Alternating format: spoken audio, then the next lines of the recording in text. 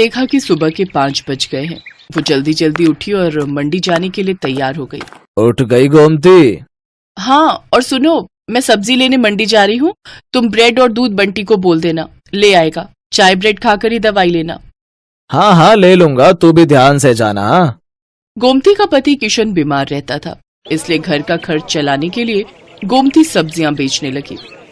गोमती सुबह सुबह की ताजी सब्जी खरीदने के लिए बड़ी मंडी जाने लगी।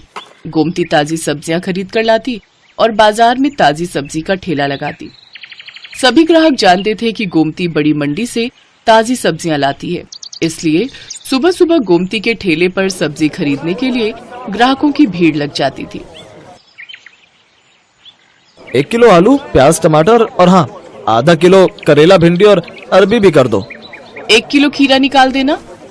हाँ हाँ, अभी कर देती हूँ। तभी एक औरत गोमती के पास आती है जिसका नाम मेघा था।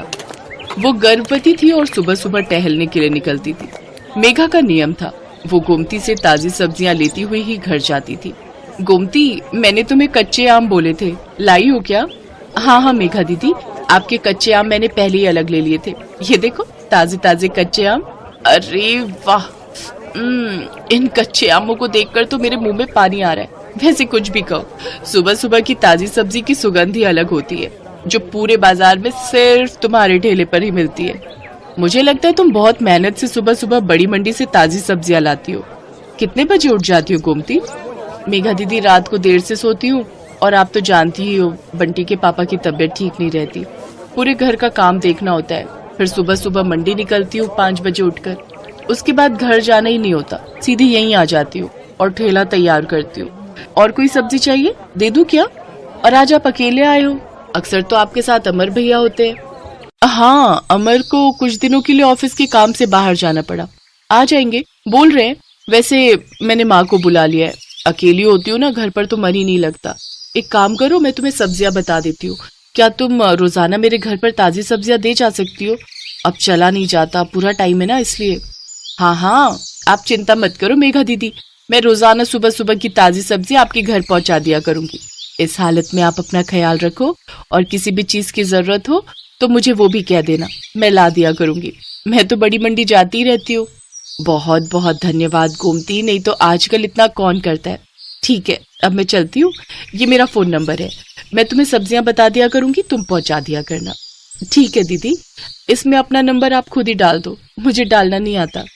हाँ हाँ लाओ। मेघा अपना नंबर गोमती के फोन में सेव कर देती है और उसका नंबर भी अपने फोन में ले लेती है। मेघा गोमती को फोन पर बता देती थी कि उसे सब्जी में क्या चाहिए। हेलो, हाँ मेघा दीदी, ठीक है, मैं अभी ठेले पर पहुंचूंगी ना तो पहले आपकी सब्जियां ही अलग करके दे जाऊंगी, उसके बाद ठेला लगा लूंगी। ठीक है गोमती। तुम्हारी ये सब्जी वाली बहुत अच्छी है, बेचारी रोजाना सुबह सबसे पहले तुम्हारी ही सब्जियां अलग करके दे जाती है। इसकी दी हुई भिंडी मैंने कल काटी थी, एक भिंडी खराब नहीं निकली, सब ताजी कच्ची कच्ची भिंडी थी। हाँ माँ, बहुत अच्छी है गोमती, पर बेचारी का पति बीमार रहता है, 3 छोटे छोटे बच्चे हैं, अकेले ही सब्जी बेचकर घर का गुजारा कर रही है। गोमती सच में बहुत अच्छे स्वभाव की थी, ये बात मेघा और उसकी मम्मी जानते थे। एक दिन बहुत तेज बारिश हो रही थी, सड़कें पानी से भर गई थी, निकलने का भी कोई रास्ता नहीं था। गोमती सब्जियां तो ले आई थी पर ठेले पर नहीं लगा रही थी। आज तो बारिश ने परेशान कर दिया, सोच रही हूँ ठेला रुक कर लगाऊं, सड़कों पर पानी भरा हुआ है, कोई सब्जी लेने नहीं आएगा, थोड़ी देर बाद ही लगाऊंगी। अभी सारी सब्जी की बोरियां यहीं साइड में रख देती हूँ। एक काम करती हूँ, मेघा दीदी ने कल कच्चे आम बोले थे और बाकी सब्जियां भी तब तक उन्हें दे आती हूँ। आज उनका फोन भी नहीं आया, उन्हें लगा होगा कि मैंने बारिश के चलते सब्जी नहीं लगाई होगी। बारिश का पानी भी थोड़ा उतर जाएगा, बोरियां यहीं ठेले पर बांध जाती हूँ। गोमती ने सब्जी की बोरियां ठेले पर बांध दी और ठेले को जंजीर से बांधकर वो सब्जियां देने के लिए मेघा के घर चली जाती है। पर वो देखती है कि मेघा की तबीयत बहुत खराब है और जिस डॉक्टर से उसका इलाज चल रहा है वो उसका फोन नहीं उठा रही है। अस्पताल में भी कोई फोन नहीं उठा रहा, जिस वजह से मेघा और उसकी मम्मी बहुत परेशान हो रहे थे। मम्मी, कोई भी फोन नहीं उठा रहा, मेरा दर्द बढ़ता जा रहा है, मुझे लग रहा है मेरा लेबर पेन स्टार्ट हो गया है। मुझे भी यही लग रहा है कि तुम्हारे बच्चे का दर्द शुरू हो गया है। एक तो बारिश में कोई कैब भी बुक नहीं हो रही। आंटी जी आप चिंता मत करो, यहाँ थोड़ी दूरी पर ही मेरी जान पहचान वाले एक ऑटो वाले भैया रहते हैं, मैं अभी उन्हें लेकर आती हूँ। मुझे लगता है आज बारिश की वजह से वो काम पर नहीं गए होंगे। गोमती उस ऑटो वाले के घर जाती है जिसे वो जानती थी। बारिश की वजह से ऑटो वाला भैया आज काम पर नहीं गया था। गोमती के कहने पर वो अपना ऑटो निकाल लेता है। वो सब मेघा को अस्पताल ले जाते हैं। गोमती मेघा की मम्मी के साथ वहीं रहती है। बारिश भी अब रुक चुकी थी, पानी सड़कों से उतर गया था। मेघा के हस्बैंड को जब ये बात पता चलती है तो वो सीधा हॉस्पिटल ही आ जाता है। मेघा एक बेटी को जन्म देती है। थैंक यू गोमती, अगर आज तुम ना होती तो ना जाने कितनी परेशानी हो जाती। अमर, तुम्हें पता है गोमती ही ऑटो वाले भैया को लेकर आई थी। थैंक यू गोमती, तुमने आज हमारी बहुत मदद की है। इसमें थैंक यू की कोई बात नहीं है भैया, ये तो मेरा सौभाग्य है कि मैं मेघा दीदी की मदद कर सकी। और मैं बहुत खुश हूँ कि मेघा दीदी ने इतनी प्यारी सी गुड़िया को जन्म दिया है। अब तो मैं मिठाई खाऊंगी। गोमती को ध्यान ही नहीं रहा, वो अपना ठेला और सब्जियां सुबह से छोड़कर आई हुई थी। सब सब्जी वाले बारिश की वजह से वहां से जा चुके थे। गोमती देखती है उसका ठेला और सब्जियां कोई चोरी करके ले गया। गोमती बहुत रोती है। ये बात जब मेघा और अमर को पता चलती है तो वो गोमती की मदद करते हैं। गोमती, हमारी अपनी दुकान कब से खाली पड़ी थी, अब तुम हमारी दुकान को अपनी सब्जी की दुकान बना लो। अब से तुम दुकान पर बैठकर सब्जी बेचा करो और टेंशन मत लो, हम तुमसे दुकान का कोई किराया नहीं लेंगे। तुम आराम से अपनी सब्जी की दुकान चलाओ। गोमती की आंखों में खुशी के आंसू आ जाते हैं। कुछ समय बाद गोमती का पति किशन भी ठीक हो जाता है। अब वो दोनों मिलकर मेहनत से सब्जी की दुकान चलाने लगे। दुकान बनने की वजह से गोमती के पास और भी ग्राहक बढ़ गए। सब जानते थे कि अगर सुबह सुबह की ताजी सब्जी कहीं मिल सकती है तो सिर्फ गोमती सब्जी वाली की दुकान पर। लता की आदत थी कि वो हमेशा दिन में रोटी बनाती और रात में चावल। कुछ भी हो जाए, कभी दाल चावल, कभी राजमा चावल, कभी पुलाव, कभी खिचड़ी पर चावल तो बनने ही बनने हैं। कई बार लता की सास विमला उसे इसके लिए रोक चुकी थी, पर लता अपनी इस आदत को बिल्कुल भी नहीं बदलना चाहती थी। बहू, आज खाने में क्या बनाया है? बाबूजी दाल चावल बनाए हैं। आज फिर चावल बना लिए। लता, मेरे तो घुटनों में बहुत दर्द रहता है, मैं रोजाना रात में चावल नहीं खा सकती बहू। दिन में बनाओ तो मैं थोड़े बहुत खा भी लूं। एक काम कर, मेरे और इनके लिए तो तू रोटी ही बना दे। माँ जी, अब आटा गूंथना पड़ेगा, आटा गूंथा हुआ नहीं रखा। कोई बात नहीं बहू, जो बनाया है वही दे दो।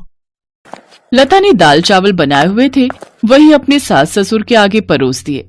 एक काम करो, मैं तुम्हें 2 रोटी का आटा गूंथ कर रोटी सेक देती हूँ। अरे नहीं नहीं बिमला, कोई बात नहीं, मैं दाल चावल खा लूंगा। अब तुम उठोगी रोटी बनाने के लिए तो फिर बहू बोलेगी कि उसे ही कह देते, इसलिए अब खा लो। लता की दिन में रोटी रात में चावल की आदत दिन पर दिन बढ़ती जा रही थी। लता, आज तो मेरी ऑफिस की छुट्टी है, एक काम करो, कढ़ी चावल बना लो, बहुत मन हो रहा है। अब मैंने गोभी आलू की सब्जी और रोटी बना दी है, अब मैं कुछ नहीं बनाऊंगी। वैसे भी मैं रात को राजमा चावल बनाने वाली हूँ, मैंने पहले ही प्लान कर लिया था, इसलिए अब रोटी और गोभी आलू की सब्जी खा लो। तुम सही हो, जब देखो अपनी मर्जी करती हो। अब रात में मैं सोच रहा था कि मटर पनीर की सब्जी और रोटी बनवाऊंगा, तुम राजमा चावल का प्लान बनाकर बैठ गई हो। अरे तो क्या हुआ, तुम तो जानते हो ना मैं दिन में चावल नहीं बनाती हूँ, रात में थकी हुई होती हूँ, इसीलिए मैं रात को ही चावल बनाती हूँ, मेरे से नहीं बनती रात में रोटियां। अच्छा ठीक है, जो मन में आए वो करो। मैं माँ को डॉक्टर के पास ले जा रहा हूँ, बोल रही हैं कुछ दिनों से घुटनों में बहुत दर्द है। विमला की तबीयत ठीक नहीं थी, इसीलिए बेटा अभिनव उसे डॉक्टर के पास ले जाता है। देखिए माताजी, उड़द की दाल, भिंडी, चावल, दही वगैरह और ठंडी चीजें आपको कुछ समय के लिए बंद करनी होंगी। डॉक्टर साहब, मैं तो कोई ठंडी चीज लेती ही नहीं हूँ। ये बच्चे कई बार कहते हैं कि ठंडा आइसक्रीम और ठंडा दूध वगैरह ले लो, मैं तो दही भी बहुत कम खाती हूँ क्योंकि मेरे घुटनों में दर्द हो जाता है। अब डॉक्टर साहब, और कुछ खाने का परहेज? बस इन्हीं बातों का ध्यान रखें और समय पर दवाई लें। विमला अभिनव के साथ घर आ जाती है। लता, डॉक्टर ने माँ को कुछ चीजें खाने के लिए मना किया है, जिनमें से चावल भी हैं। तुम ये जो रोज चावल बना देती हो ना रात में, वो माँ को बहुत नुकसान करते हैं, इसलिए अब माँ के लिए रोटी बना दिया करो।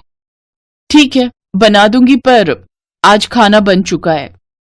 तो कोई बात नहीं, माँ के लिए रोटी बना दो, और एक काम करो, बाबूजी के लिए भी बनाई दो। बस काम पर काम बढ़ा देते हो। लता गुस्से में रसोई में जाती है तो वो देखती है कि उसकी सास रसोई में रोटी सेक रही है। अरे, मैं बना तो रही थी, आप क्यों खड़ी हो गई? अब ये देखेंगे आपको रोटी बनाते हुए तो मुझ पर गुस्सा करेंगे।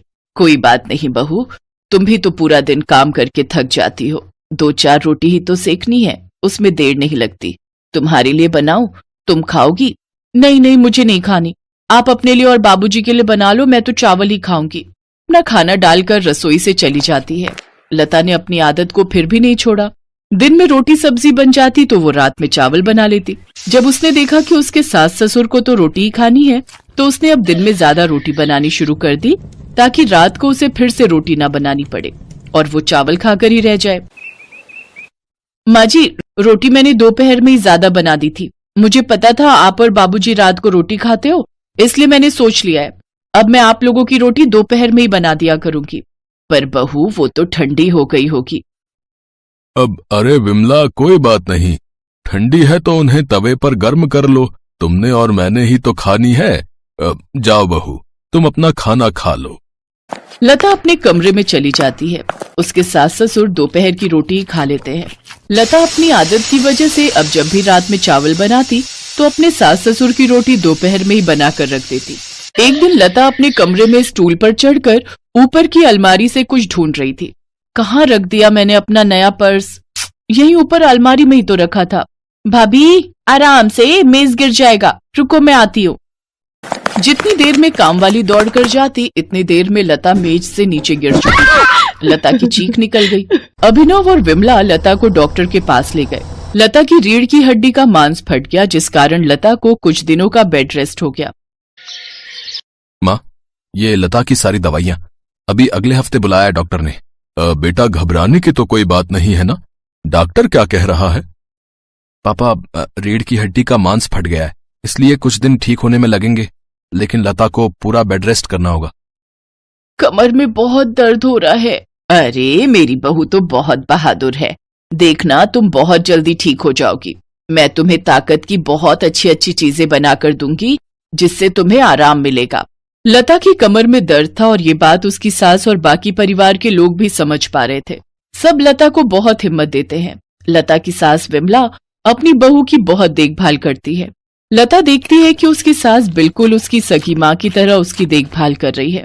उसे अपने ऊपर बहुत पछतावा होता है कि एक तरफ वो अपने सास ससुर के लिए 2 रोटी बनाने में कितना हिचकिचाती थी और उन्हें दोपहर की ठंडी रोटियां दे देती थी, सिर्फ इसलिए क्योंकि रात में उसे सिर्फ चावल बनाना और खाना पसंद था। उसने अपने सास ससुर की उम्र का लिहाज भी नहीं किया। लता को अपनी गलती का एहसास होता है और कुछ दिनों बाद जब वो ठीक हो जाती है तो वो अपनी गलती को सुधार लेती है। वो जब भी रात में चावल बनाती तो थोड़ी रोटियां भी बना देती, ताकि उसके सास ससुर अगर चावल नहीं खाना चाहते तो वो गरम गरम रोटी खा सके।